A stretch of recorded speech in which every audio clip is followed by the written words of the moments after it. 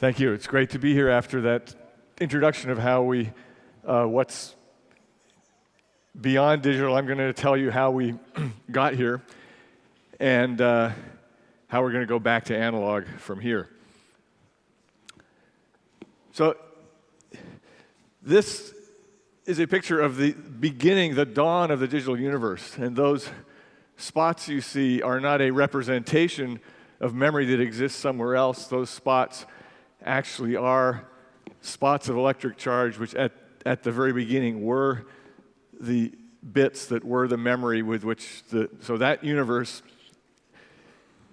is 32 by 32, so that's 1 kilobit. And the computer that belonged to had 40 of those. If you imagine it's a chessboard, a 32 by 32 chessboard, there were 40 of them stacked up. And if any of you went to the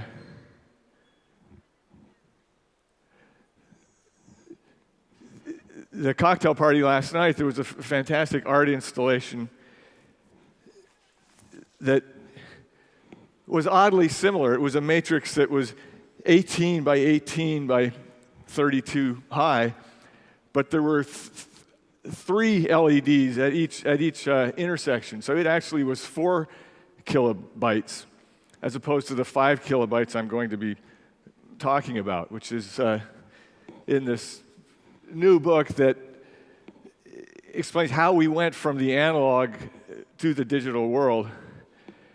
And we owe that, if you look at the history of computing, it sort of divides into an Old Testament and a New Testament. In the Old Testament, the prophet was Leibniz from here in Germany, and who gave us the logic, and the prophet of the machines was Johnny von Neumann. The person who came in between was Alan Turing, who would be 100 years old this year. And the dedication I put in this book is to Leibniz, who reminded us that this is all not only about AdWords and YouTube. It's about something deeper and more profound. So Leibniz, in 1679 in Hanover, he leaves us this manuscript in Latin that explains how to build a digital computer not using wheels, but using marbles that run down tracks with gravity.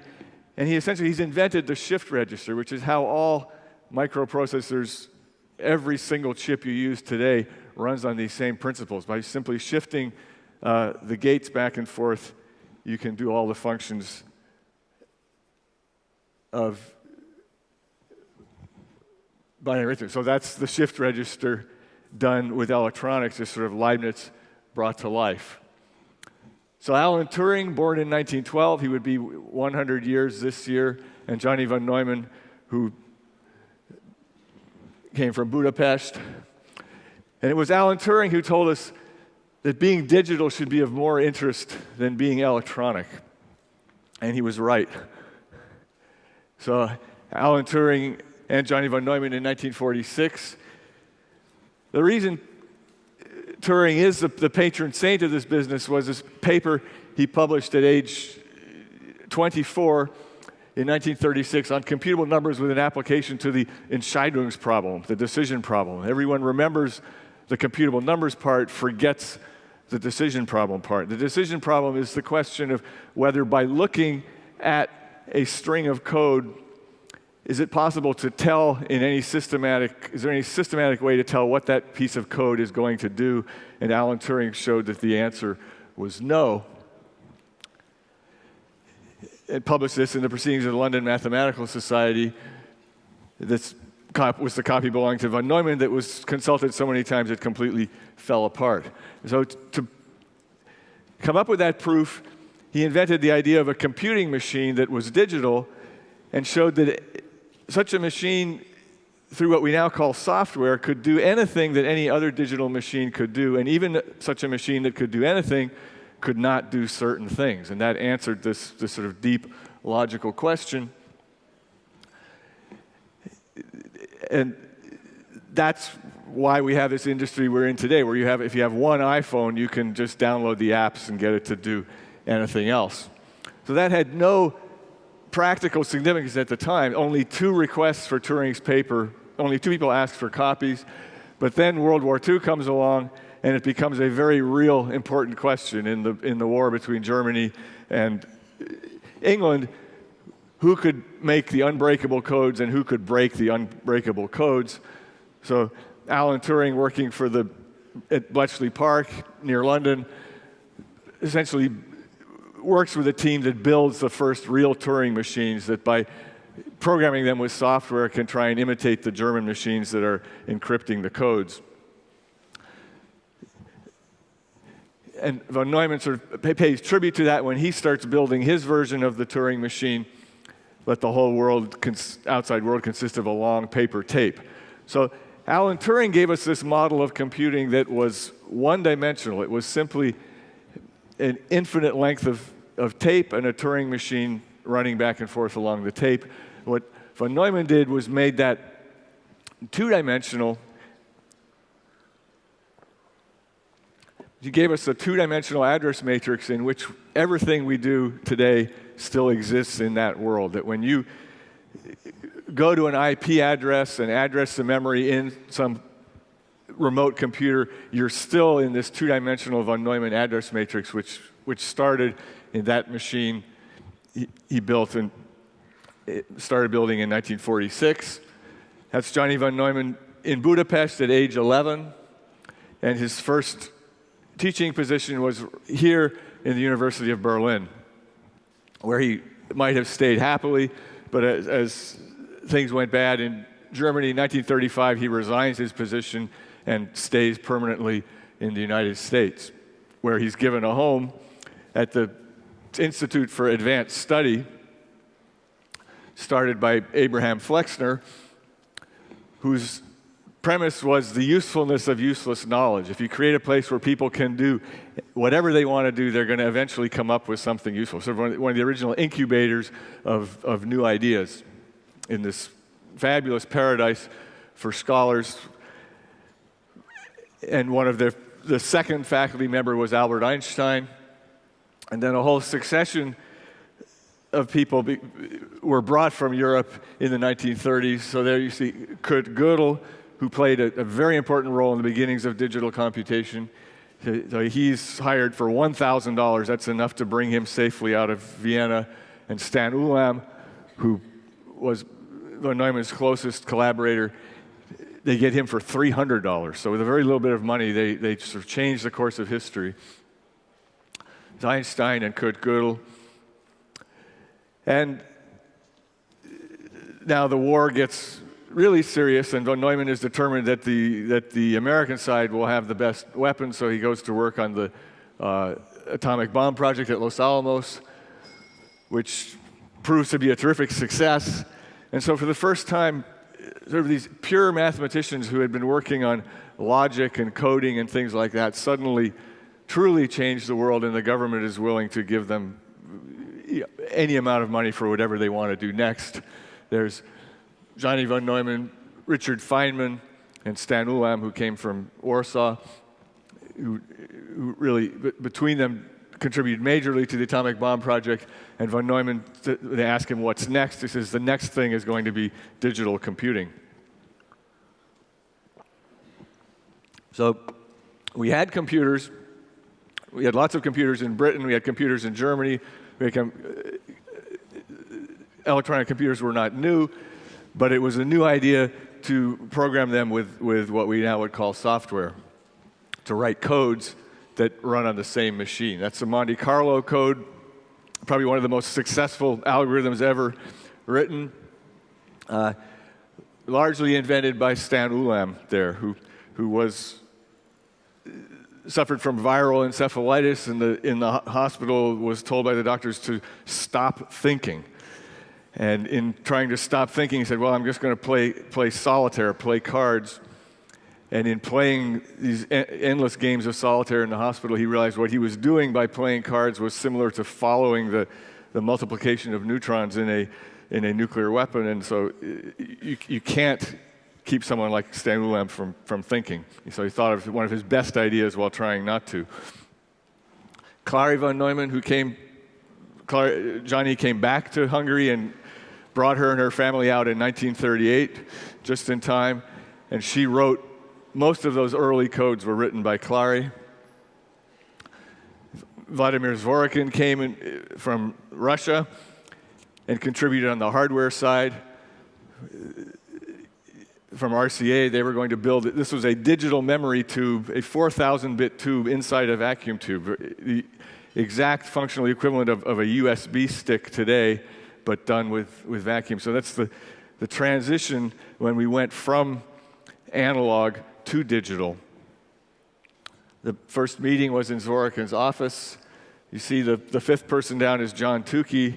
They didn't have bits yet. They called them binary digits, and finally, in early 1946, he gets tired of saying binary digits, says, let's just call it a bit. And the main commandment of what they were doing, that words are handled in the memory just like numbers. So data and instructions are in the same memory, and this fundamentally broke the distinction between, until this time, numbers were used to represent things. Numbers meant things. Now we suddenly have numbers that can do things, and that's the world we live in today. A scrap of paper that was saved saying at the top, let a word, 40 binary digits, be two orders. Each order equals a command and an address. That's this origin of the command line. All the computing we still do, if you take it all apart, we're still just running these commands and an address. So you take a 10-bit command and a 10-bit address, that's 20 bits, and in this first memory matrix they built, then that would return a string of 40 bits. So it's like 1 plus 1 equals 4 rather than 1 plus 1 equals 2. And that's why the world that Renee explained, where there's all this more memory and doubling of connections every year or so, that's a fundamental result just of this arithmetical matrix that got started in 1946. So they put this down on paper, then they started building it. The budget amazingly low. For the first 5 months, they spent, $5,000, and here's the first $4 for electrical work. So they started that's the first shift register that was built, done largely by students, the crew of engineers, and all the people who helped with the coding. And now the Institute administration is complaining to von Neumann about his computer people that are coming up and putting too much sugar in their tea. This is after the war, and sugar is still being rationed. So the coders were, they were over-consuming sugar from birth. Jim Pomerine with one of these memory tubes. So the question was, how do you make a digital memory using analog components? So he took a war surplus cathode ray tube. They put an amplifier on the face. You can see the machine has 40 of these tubes. It's like a V40 engine with 20 cylinders on each side. And each tube has one of these 32 by 32 matrices of bits. And the distinction between a 0 and a 1 was very fuzzy. It had to be made in 3/4 of a microsecond. So the question became, how do you make a reliable computer out of all these unreliable parts? And now the situation is reversed. The machines are very reliable, but most of the problems are in the code. At the beginning, it was the other way around. The first logbook, in which you can see they're working on, what they're really doing is doing the calculations to develop the hydrogen bomb. Von Neumann has at least some irony about that this is either the work of God or of the other party, that this calculations are turning out in favor of the hydrogen bomb. But he was also interested, the computer could do anything. It could not only design a machine that would destroy all life on Earth, but von Neumann became interested in the question of creating new forms of digital life. And he brings in an Italian-Norwegian mathematician, Niels Baricelli, who starts running right at the very beginning, the same month that they start the hydrogen bomb codes. He starts running codes to see if it's possible to create an evolutionary process of self-replicating digital codes within the beginnings of this very tiny 5 kilobyte digital universe. And we have fossils of this we can look at. He realizes that diversity is important. You need more than just one. You need a broader ecosystem, so he divides it up into 3 universes. But they're not organisms, they're just numbers. They have to go out in the real world and do things, and that's what happened. These codes did go out in the real world, became all this flourishing diversity of applications and apps you see out there now, especially in the mobile sector, is really the realization of Baricelli's visions of codes that would go out and do things. It's very, very similar to what was going on in biology, what's gone on with human language. This is the relics of one of his universes at the very end, the last one he ran in 1956, and a note from the engineer saying, Mr. Baricelli, there must be something about this code that you haven't explained yet. And that really takes us back to what Alan Turing showed us at the beginning, that you can never tell by looking at a code what that code is going to do. You have to let it run. That's why no firewall, can ever keep out all viruses, and why no matter how anybody tries to control the digital universe, it will always be a wilderness with new things evolving that we cannot explain and understand. It's Alan Turing in 1951 who realized, even though we remember him as sort of the father of deterministic computation, he was clear from the very beginning that computers would only really behave in interesting ways and show real intelligence if they were allowed to make mistakes. And that's part of what the software industry is doing today, is making and creating software that is much more tolerant of mistakes and much more capable of real creativity. So Turing, even the year after he published his great paper, he was already working on his next stage, looking at non-deterministic computation, what he called oracle machines, that are deterministic machines that follow logical sequences, and every once in a while they take non-deterministic sort of intuitive leaps. And if you look at what Google does, it very much is an oracle machine as Alan Turing imagined.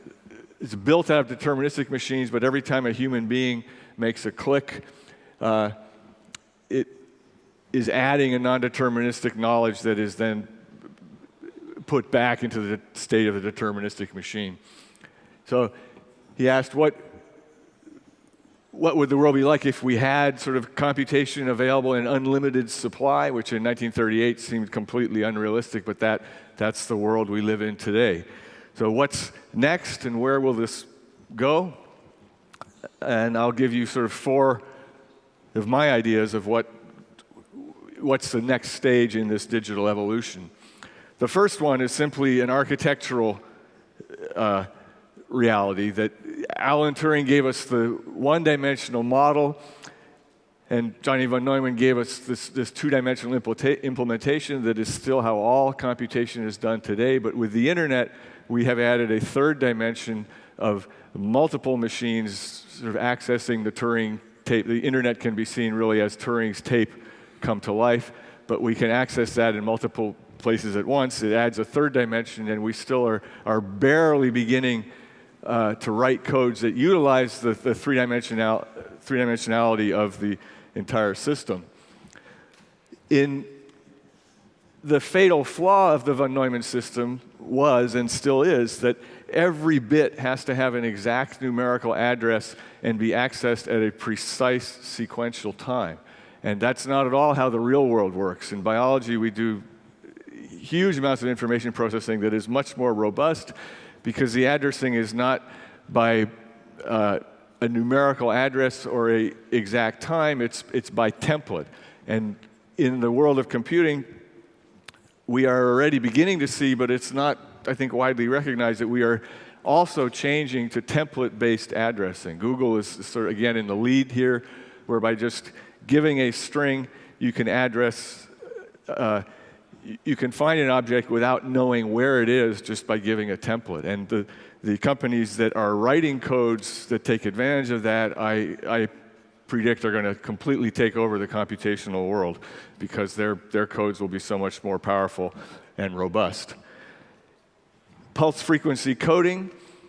If you look in the brain, and there's some of the most interesting work ever being done right now on how brains work. If you take apart a brain, you won't find any digital computation. There is no digital code in the brain. It's done with pulse frequency coding, which likewise is far more robust. If you slightly change the frequency of a signal, it only slightly changes the meaning.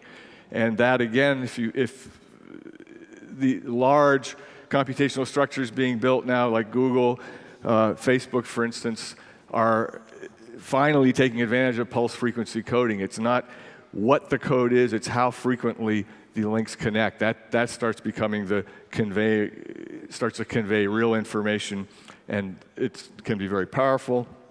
So all those things, you put them together, it takes us back to analog computing. There's no reason that even though digital computing has sort of preoccupied us for the last 50 years, for many real-world problems, actually analog computing can be more powerful and produce more reliable results. And that's what,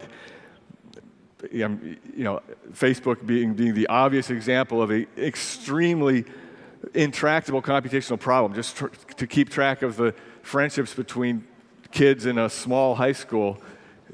You'd go crazy trying to write the code for that, but if you give each student a piece of code and say, join Facebook, suddenly you have built an analog computer that is doing that computation in real time. The social graph, your simulation of the social graph actually becomes a social graph, and you're back to analog computing. So von Neumann, sort of to give you the last word, which is as true as it was today when he made this statement almost exactly 50, 60 years ago. The difficulty is that most people who have been active in this field seem to believe that it is easier to write a new code than to understand an old one. And that's worth remembering. And it takes us, we're really back to, this is the world, the digital universe that Leibniz envisioned in 1697, where all things in the world are encoded as ones and zeros. But as we heard in the opening, the interesting stuff starts to happen when the ones and zeros sort of disappear from our view, and we are back, in some ways, in the analog world. Thank you.